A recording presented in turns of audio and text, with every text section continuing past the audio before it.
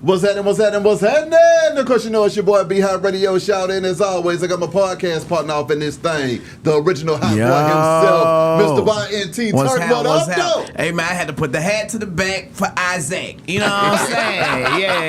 Yeah. Isaac Hayes the third, Fanbase off in this thing. What's going on with it, boss? I'm back. Well, I mean, we had to bring you back because so much was going on in this digital space recently. Now, from the last time you was here, first of all, you was at 5 million. Now you're at 7.5 million. Is that 7.6. Talk to me, man, about the growth. We just crossed 7.6 million in the last. I feel like I think we were at 4 million the last time before Thanksgiving. God. Yeah. We might have been. Yeah, we weren't at 5 yet at all. So, because the last week we raised almost $2.8 million. Oh my God. In the last 2 weeks. Okay, so talk to me about raising this money, though, Isaac. How's that been for you? And I mean, the exponential growth that you've been experiencing with it all. Because I follow you on Instagram and on Fanbase as well. Yeah. So I see you every morning saying, "Hey, man, we just reached another goal in this thing." How does it feel to reach these goals? I mean, it's surreal. Because I remember the first time I raised money, how terrified I was because I was raising $1 million, and I was just afraid I wasn't even going to be able to raise that. And now, you know, we're 4 and change years later, and we've raised $17.6 million in 4 years, and we got another $10 million to go at this other. So, and it's all through equity crowdfunding, which is unheard of. So exactly. I'm really excited about it. It's just, it's an opportunity for people to actually own the app. Okay. Right, and I think that's really the big sale on this is the quality of the app, and then the ability for people to actually have equity and own it. We've seen what's been going on lately, so I think the next generation of social media apps need to be owned by the users. That's right. So when you say equity, like, how much equity are you giving a person? Is it depending on their pockets, or is a certain cap that you have on it? So, okay, so when you raise that evaluation. So we're raising at $160 million. So we're raising 17 at a $160 million valuation. So it's a little bit around 10% of the company is available for people to invest in. Okay. So depending on how much you invest of that 17 million, that's how much you get. So if you invested the whole 17, you probably wind up with 10% of the company, which is huge, because we're still valued at a point where we're not like super valuable. Because when you think about these apps get to be, again, these companies. Meta's a $1.5 trillion company. Yeah. Instagram, separated from Meta, is probably a $200 billion company. So the ability to scale that big is there. You know what I'm saying? The ability is there to scale. So imagine going from $160 million valuation where we are now to a $1.6 billion, then a $16 billion, then $160 billion. So I always tell people, hypothetically, I can't make guarantees, but if you did the math and say, hey, if I put the minimum, if I invested $399 into Fanbase today and it's worth $160 million, if Fanbase ever becomes worth $160 billion, that means it's 1,000x. So that's a hypothetical. I'm not making any guarantees. That means for every dollar that you put in, you get 1,000 back. That's right. If we sell the company or go public, and you sell your shares the moment that we go public, so that's a good metric. Exactly. Okay. With all of the crazy stuff that's been going on in the social media world right now, what was going through your mind when we were approaching the date where TikTok was about to be shut down? Take me through that old stuff. I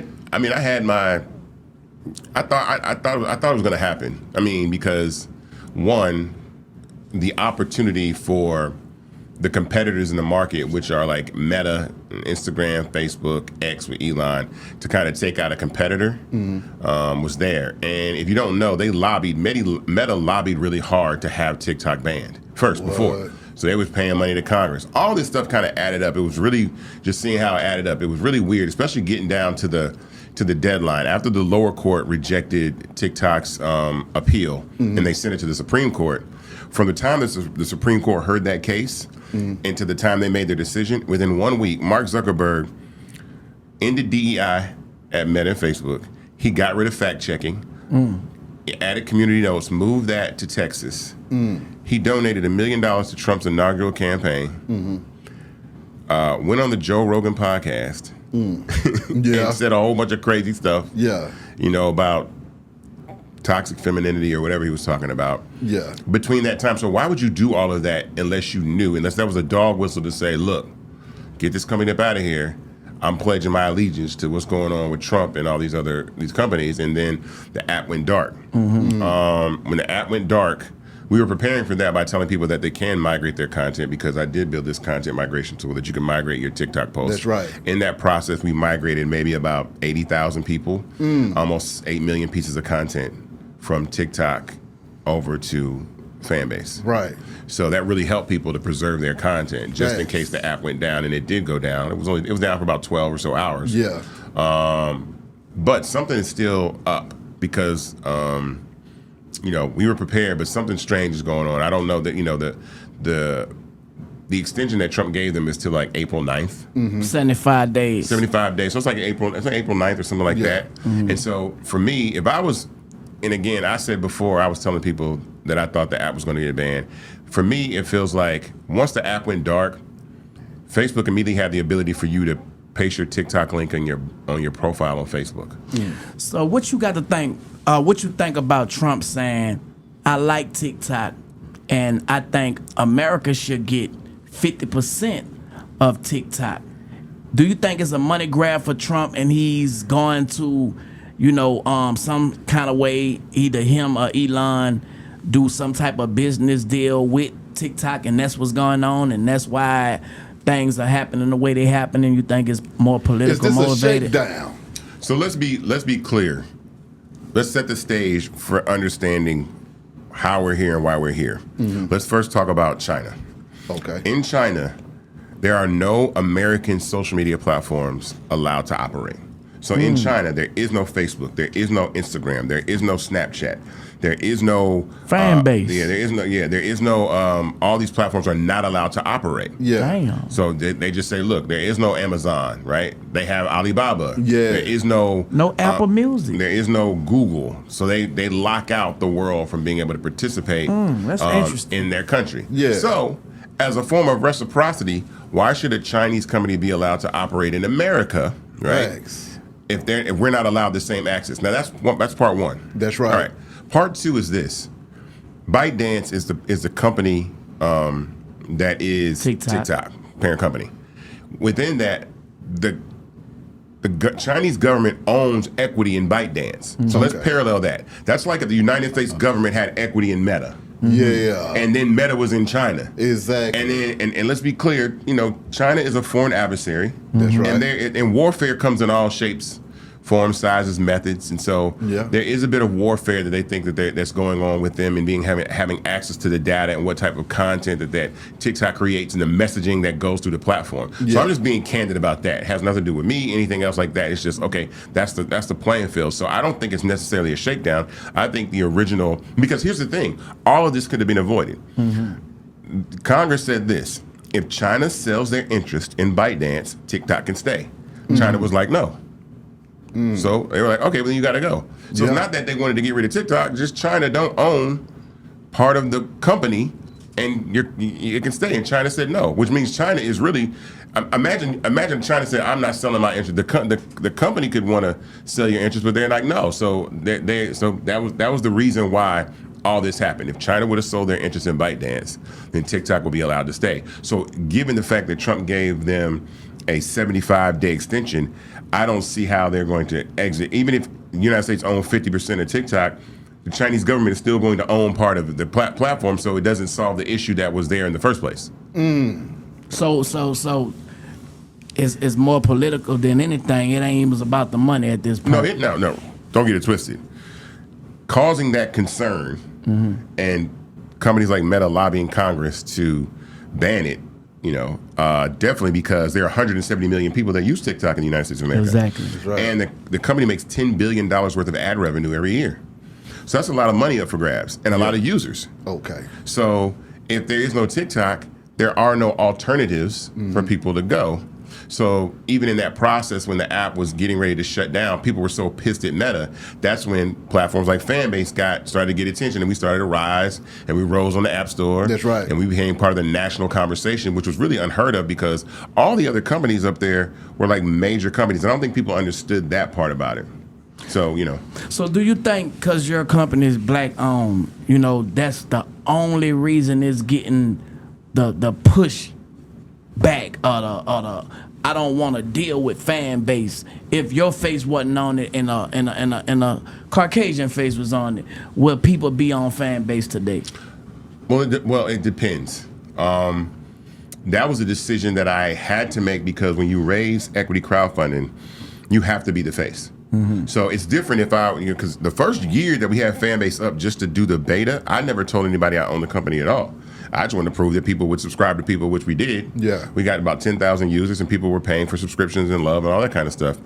It became a necessity because we were in COVID and I had to raise the capital because at that point I had spent $200,000 of my own money. And my CTO was like, bro, you can't keep funding this company out your pocket. We need to raise some real capital to be able to scale. That's right. So when you do equity crowdfunding, you have to be the face. Now, granted, when VCs and angels are investing in companies, they are investing in the founder. So it is no different. When they're investing in, when everybody invested in Mark for Facebook, they invested in Mark. They invested in, they were saying, I believe your vision, as opposed to that. So people that are investing in Fanbase believe in my vision, and I'm a black face. Now, the unfortunate part about that is in the space of tech and sometimes other businesses, things that are built by black people are sometimes marketed as to only be for black people. Yeah. You know what I'm saying? Crazy. So things built by Asian and white people are perceived to be for all people. For everybody. It's crazy. Right. So even to the point that when I do interviews, I'll come into the interview and say, hey, Fanbase is not just a black app. It's an XY, it's an app for an entire planet. I wouldn't put it in 190 countries and territories on iOS and Android if I wanted exclusively black people to use the platform. Exactly. And then a headline will come out that says Isaac Hayes III builds platform for black creators. Yeah. And that's crazy. So how do we get past that? Like, have that been like a roadblock for you to even get past that stigma? You know what I'm saying? I don't think it's a roadblock. I think it is a process of understanding, especially in our community, how valuable our culture is, and that we do not own anything. We only utilize infrastructure. We don't own it, right? So we utilize the music industry. We don't own it. We utilize the NBA. We don't own it. We utilize, these clothing brands and stuff like that, but we don't own the brands and stuff like that. We utilize these apps. We don't own them. But we make the money. Yeah. So we make them very, very valuable, but we don't have any equity in them. And so what makes it a struggle for me is that you're more inclined, and I think collectively, I think the black community has been taught that kind of like they don't want to feel pressured to support something black. Because I get it. We're contrarian people. That's why I understand. That's why I don't get bothered, because I understand the ability for someone to be able to say, I'm an individual. Just because I'm black doesn't mean that everything black is for me. Exactly. And a lot of times, and people, some people are aggressive online, like, yo, just because you're black, you need to be downloading Fanbase. I would say no. I would say first and foremost, understand the economic position that our culture puts all these other platforms in, and the ability to scale something up that we own. And again, if it was just me by myself, I could understand that I would even get more pushback. But the fact that you yourself as a person can actually own part of the platform too, that is a reason to say, wow, we could own this together and scale it up. Because I'm a content creator. There shouldn't be, like, there shouldn't be a content creator in the United States of America. I don't care if you're black, white, Asian, whatever. A musician, an athlete, an entertainer, an actor, everyone should be having equity in Fanbase. All of you should be running right now to Start Engine and buying some shares. The goal and the intention behind building Fanbase from the beginning was a pure intention. Again, I told people I didn't have plans on building an app. Yeah. I just said what's up to a dude from Memphis that was dancing in a Spider-Man costume, and he was like, can you manage me? And I'm like, no, but you should be able to make money off this dancing. Yeah. And now we're here. Exactly. And so it wasn't like I set out on this, monetary mission to do that. But once I evaluated the situation of what these apps do, once I see how the value of black culture adds to these platforms, I'm like, yo, we really don't own the infrastructure. And that bothers me because this is what I mean. I'll give you a prime example. I think we could all agree, and anybody watching this agrees, that black culture has heavily contributed to the success of Instagram and Facebook. Heavily. Dances, culture, all these things you add. So now, when Mark Zuckerberg ends DEI at Facebook and Instagram and Meta, and you're just like, okay, cool, we're gonna stay. No. Like, what? Bro, we got you here. We're the reason you're here. Exactly. Let's be very, very clear. All of these apps function, right? X, Twitter functions, Facebook functions, TikTok functions, Snapchat functions, all Blue Sky, all of them function. Functionality is not a problem, but do they have the culture? Yeah. Do they have the oomph of like, okay, what gives it the sauce? Yeah. And black culture is that component, which I said before. When you take black culture and technology, that's when you get these multi-billion-dollar industries. And so if they're letting you know that at the drop of a dime, because of whoever the administration is that's in office, that they'll leave and switch, and Mark Zuckerberg will switch up on you so fast. Not only will he switch up on you, he'll switch up on you wearing like streetwear. Like, a black t-shirt with a chain and a $900,000 watch, trying to look real hip. Like, DEI is up out of here. Thank you for your culture and your dances and your music, but nah, y'all up out of here. And the fact that we never stand on business. Come on. We make up the best friends. Standing on business is a great word. That's right. But we don't ever stand on it. Act on it. Come on. Yeah. How you come up with the word standing on business and we don't stand on business? Exactly. Can we be bought out of what we own on Fanbase? If Donald Trump was to come to you and say, okay, I'm partnering up with all these other tech giants and I heard about Fanbase, I want in. Would you say, Turk, you got to go, Trump here? How would you deal with that situation from the people who have been there before Trump got there? Well, that's not how it necessarily works. So we're a privately held company right now. Okay. So there's one of three eventualities as far as an exit for Fanbase: merger, acquisition, going public. So none of those, any of those situations, what people will typically be upset about, and we have founders do this all the time. Like when B sold Honeypot, I think she sold Honeypot for hundreds of millions of dollars, and people were mad that she sold out. But I'm like, we got to stop criticizing our culture for exiting companies because they're meant to be exited. Because that $300 million now, however much she sold it for, gives her the ability to invest in other companies, create generational wealth, and build companies. So we can't be mad we do that.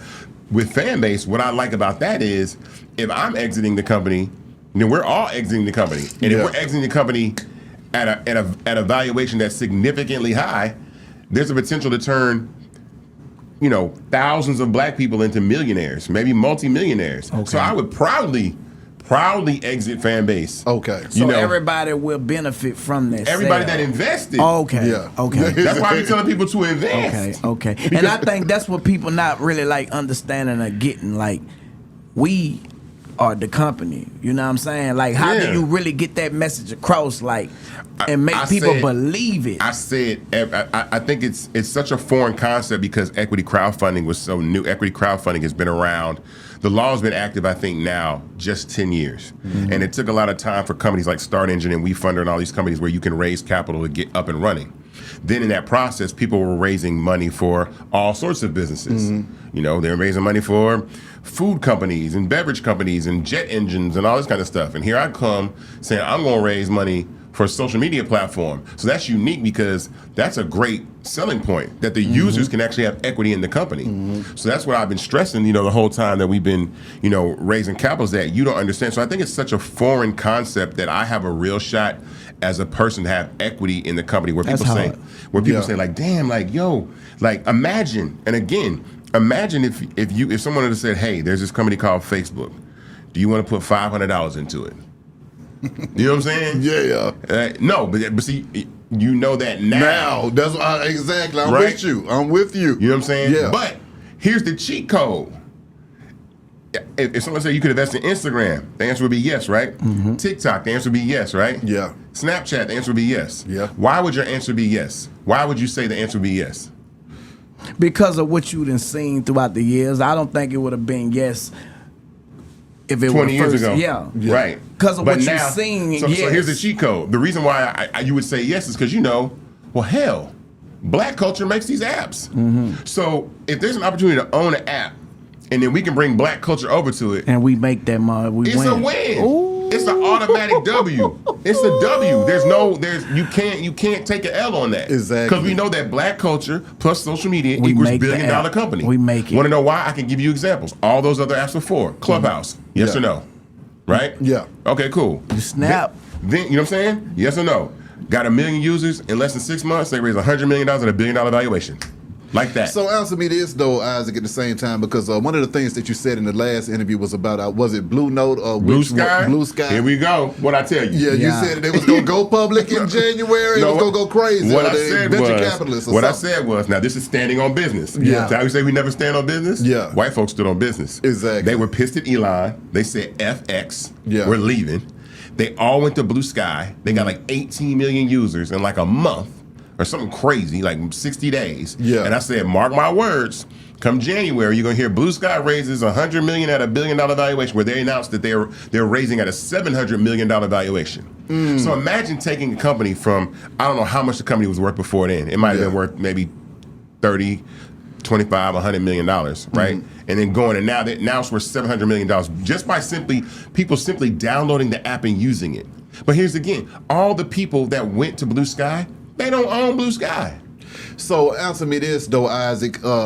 How helpful is it if we as a culture all make sure that we have Fanbase on our phones right now? How does that help versus the investing? Everybody might not have money to invest, but they do have a doggone app store. They got a thumb exactly. and an app store. Exactly. Right? So how does that help the movement? So how that helps is when you download, so when the whole situation with TikTok was going on, we rose to number 6 on the App Store for social media. We were like top 20 of all apps, right? Crazy.